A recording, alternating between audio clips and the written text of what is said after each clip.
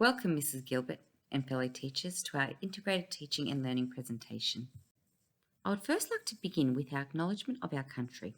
We respectfully acknowledge the traditional custodians of lands across Australia, their elders, ancestors, cultures and heritage.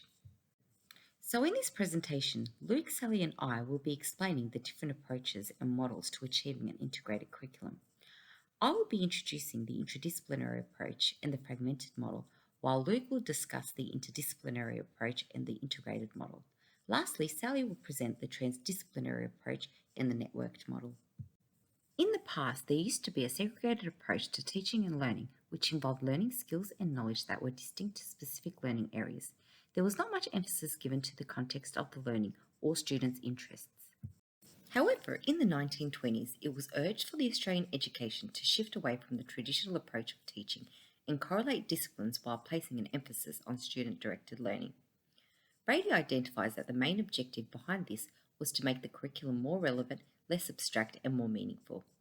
By the late 1960s, these recommendations were followed, which saw the shift from separate discipline curriculums to a more holistic and student-centered learning. So what do we mean by curriculum integration? In the simplest definition, an integrated curriculum is a connection of knowledge, understanding and skills made within, across or beyond discipline areas. Theorists have suggested three different categories of integration. The first category focuses on integration happening within single disciplines, referred to as the interdisciplinary approach.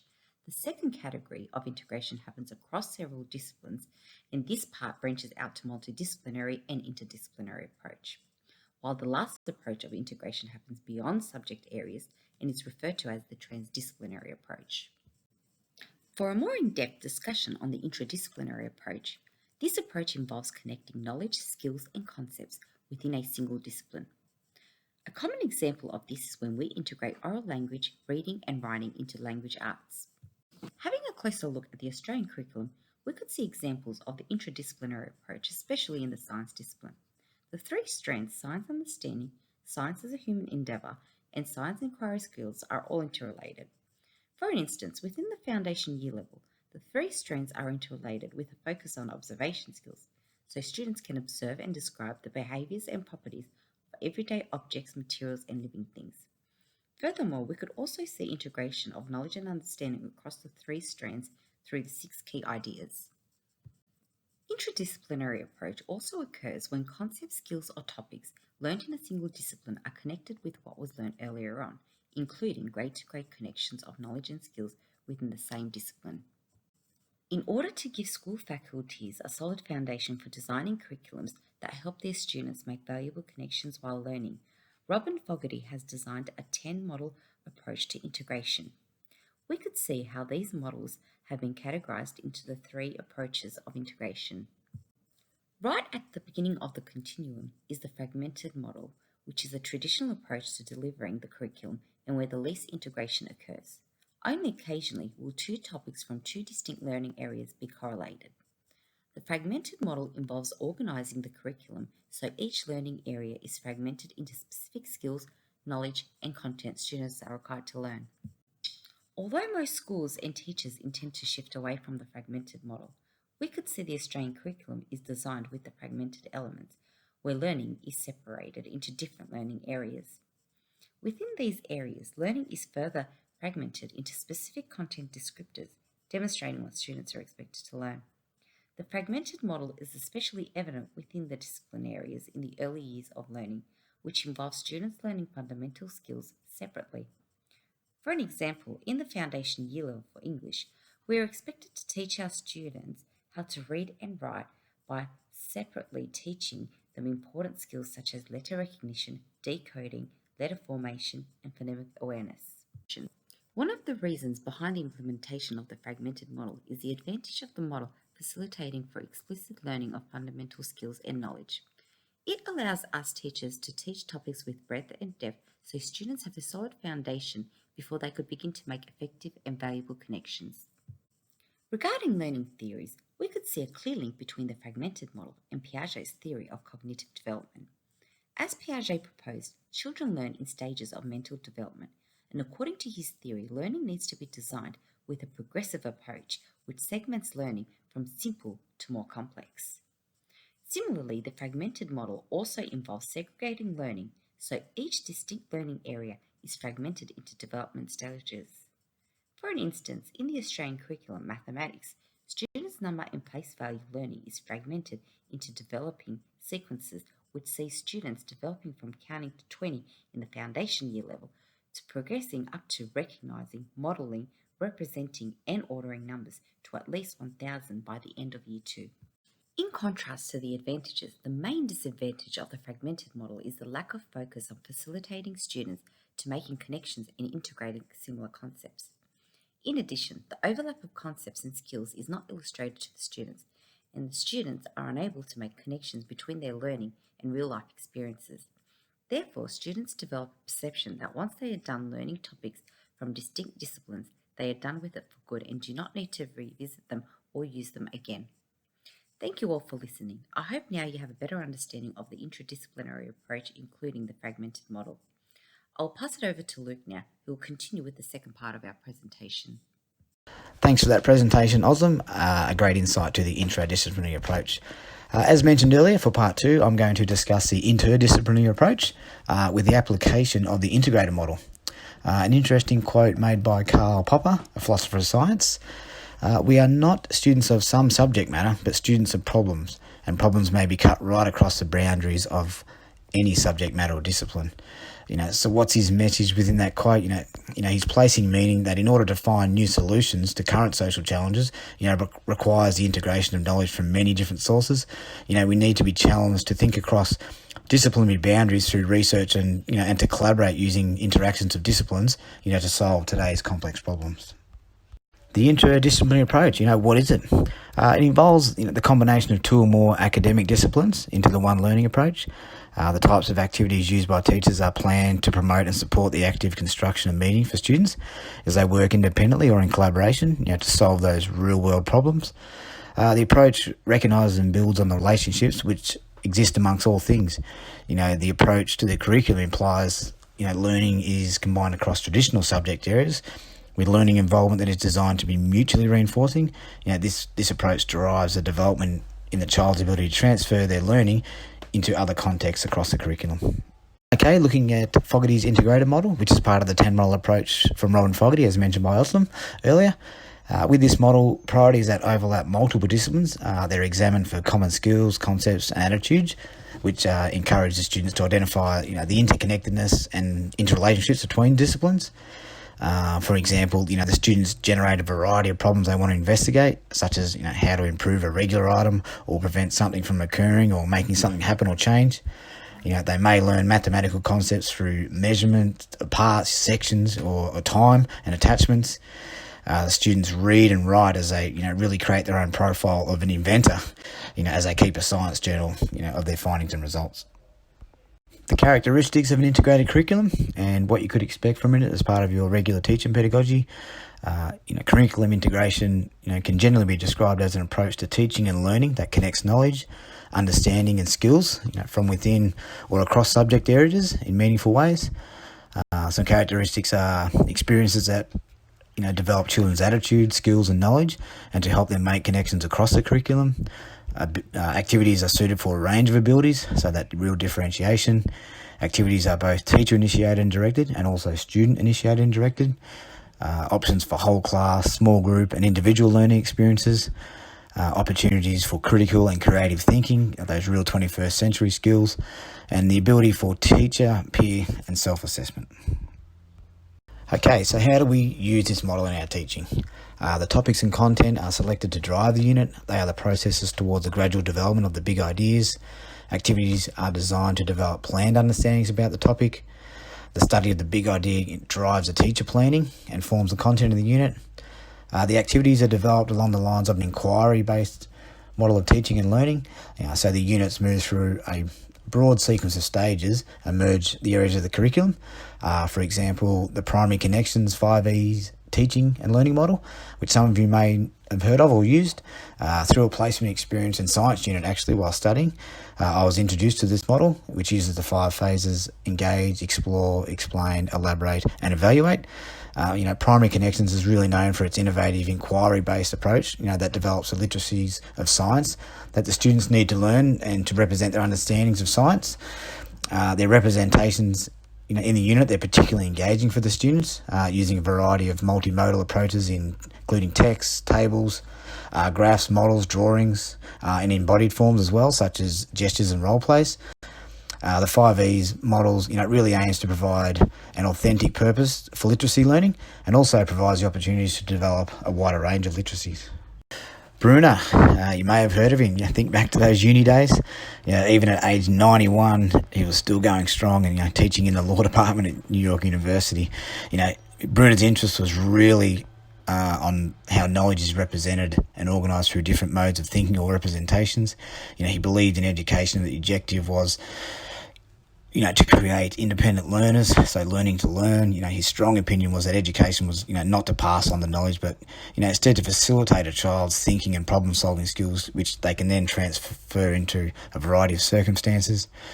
Bruner's concept of discovery learning, implies that students really construct their own knowledge for themselves, meaning that, a good teacher will design lessons that assist students discover the relationships between a range of information. Discovery learning is that, inquiry-based constructivist learning theory, that focuses on, problem solving, where the learner draws on their own past experiences and existing knowledge to discover the, facts, relationships and new information. Students, make links to their world by exploring and manipulating objects, contending with questions, controversies, and also performing, experiments that will gain them new understandings. So why integrate? What are those benefits for us?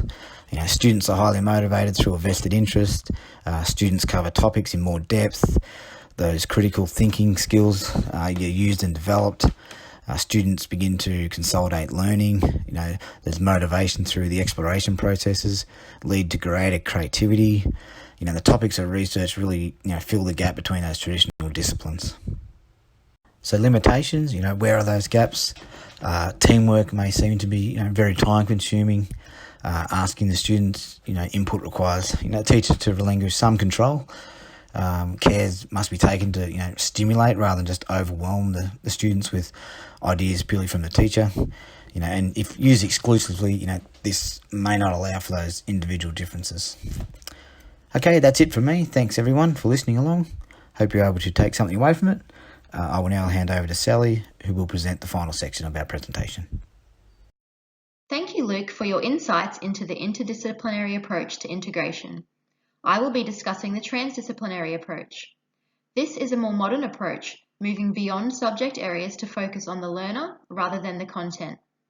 Fogarty refers to this approach as being within and across learners, as opposed to within or across disciplines. Curriculum integration starts with issues, ideas, or problems initiated by or negotiated with the learner. This provides learning opportunities to be explored that are relevant to the learner. Project-based and community-focused concerns drive open-ended and meaningful learning in a real-life context. This genuine and rich connection to real life outside of the classroom is an essential part of a successful integrated curriculum. Additionally, integrated teaching and learning is more effective when there is active involvement from students to construct knowledge using inquiry into a big idea based on their interests. This inquiry drives the integration process. James Bean extends this by taking the concerns of the students within the classroom and merging them with real-world concerns to create a curriculum theme. This is still initiated by the learner, but is facilitated with more control from the educator to align with the curriculum. On this slide, we see how the transdisciplinary approach links to a constructivist perspective, using the learner's prior understandings to actively construct new knowledge. For educators, a backwards planning approach must then occur to make connections between the learner's ideas and the curriculum content. Modern education is moving towards using the learning styles, interests, abilities, and strengths of the learner to shape pedagogical approaches, with a transdisciplinary approach to integration encompassing this. For a more in-depth distinction within the transdisciplinary approach, we look at Fogarty's networked model. This model takes the intense interest or expertise of the learner and develops it using the varying perspectives and knowledge of others. Fogarty refers to this as viewing learning through a prism, with multiple dimensions and directions of focus. To extend on constructivism, the networked model links to Vygotsky's social constructivist theory, whereby the learner's existing knowledge is challenged and extended using meaningful interactions with others and the environment. Through purposeful and relevant communication and collaboration, learners co-construct new understandings with others that might not have been possible on their own. These are noted as necessary skills for 21st century learning. This highlights the modern connotation associated with a transdisciplinary approach through a networked model. In practice, Fogarty's networked model could present as a learner understanding their strengths and seeking necessary resources and peers to work with to complement that. For example, a learner might know their strength to be composing texts and team up with one classmate who excels with technology use and one who has perfected online researching skills to work together to develop a project-based multimodal presentation for English. The curriculum theme is then based around the general capability of literacy with digital technologies integrated. The next two slides will cover the benefits and limitations of the transdisciplinary approach. By beginning with the learner, this promotes engagement, which Hanlon suggests is essential in today's learning to move beyond the curriculum and encourage students to think about their thinking and develop relevant skills. This links to the Australian curriculum's general capabilities of ICT, personal, social, ethical, intercultural, and critical and creative thinking.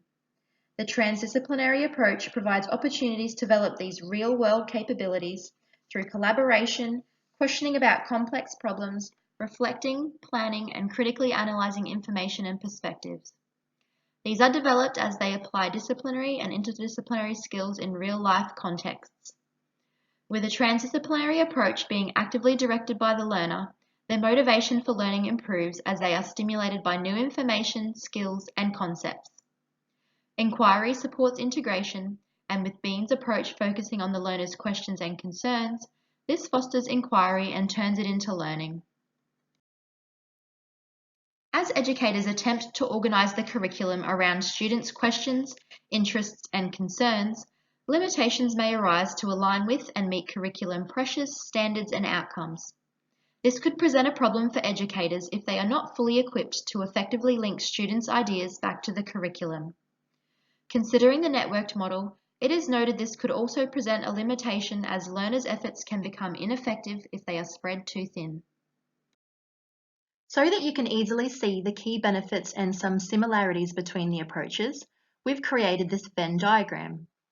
Now let's evaluate the use of these approaches a little more in a practical context to help us educators decide which approach might be best for integration in any given situation. As Özlem mentioned, an interdisciplinary approach limits connections between learning and real life. However, the inter- and transdisciplinary approaches foster real-life skill development in real-life contexts. As we know, subjects such as maths and science require these connections to real life outside of the classroom to deepen understandings and create relevant meaning. Therefore, these approaches are more suitable for integrating using subjects like these.